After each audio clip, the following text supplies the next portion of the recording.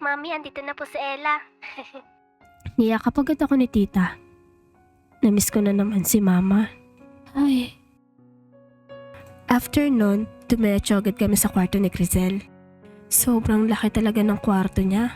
Walang-wala pa to sa buong bahay namin. At habang nanonood kami, kumakain naman kami ng pizza at yung cake na handa ni tita. Lagi naman sila naghahanda lalo na pag may bisita. Dito ko talaga naranasan maging prinsesa. Para kang pinagsisilbihan ng lahat at sarap buhay ka lang talaga. Teka Crizel, napadami ata yung kain ko. CR muna ako. Okay. Pababa pa lang ako ng hagdan, may naririnig na ako nagtatawanan sa may sala nila Crizel. Familiar yung boses. Kuya ata ni Crizel yun. Sino naman kaya ang kausap niya? Sa tingin ko mga nasa 5 tao sila na nagtatawanan doon. Grabe parang walang bukas kung makatawa ah. Hindi ko na lang sila pinansin nang makababa ako. Dumiretso agad ako sa CR dahil ang sakit na talaga ng tiyan ko. Ay, sa wakas natapos din. Pagbukas ko pa lang ng pinto, agad na bumungat sa akin yung lalaking nakasalamin at diretso siyang nakatingin sa mga mata ko. Para akong napako sa kinatatayuan ko at ramdam ko na namumula na naman ako. Oh, ano tinitingin mo? Ano, tapos kang dumumi? What? Ako dumumi? Oo, tama naman siya. Pero kailangan pang sabihin mismo yun sa harap ko. Ha?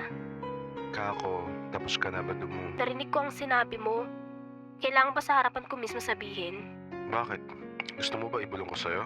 Ha? Nakakatawa. Piloso po naman itong taong to.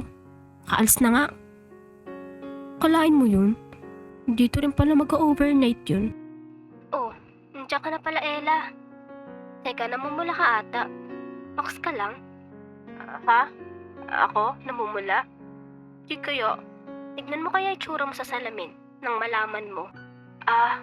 Mainit kasi. Sige, sabi mo eh. Tara, nood na tayo.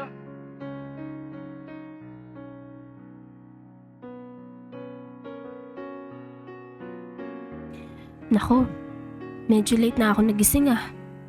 Bumangon agad ako at nagpaalam na kay Crizel.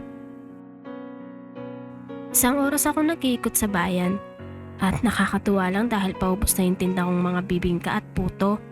Habang naglalakad na ako pauwi, may biglang tumawag sa akin mula sa likuran. Miss, may tinda ka pa ba?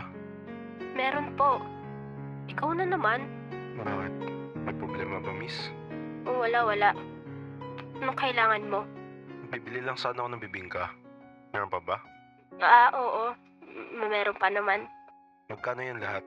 Teka, bibilahin ko muna kung ilan. Isa-isa ko binilang lahat ng tinda ko at kinalculate ko pa to lahat. Bali mga 350 po lahat. Kasama po itong puto oh. Pabili nga ako ng 3. Ha? 3? Oo, bakit? Nagpapatawa ka ba? Hindi seryoso ako, miss. Alam mo, umanap ka ng mabibilhan mo. Iniwan ko na siya doon at kahit hindi ko siya nakikita, alam kong nakangiti siya. Lakas ng amats nun ah. Nag-effort pa ako bilangan lahat. Tapos 3 lang bibilhin niya. Wow! Talagang wow!